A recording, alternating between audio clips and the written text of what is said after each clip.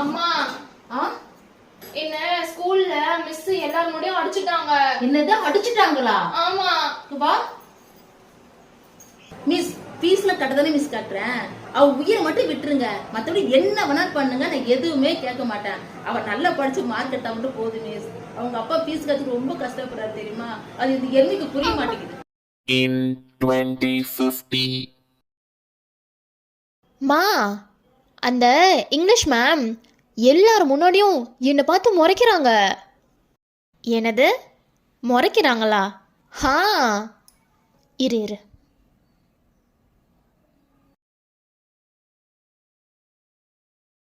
Hello, நீங்கள் எப்படி ma'am என் பொண்ணை பார்த்து முறைக்கலாம்?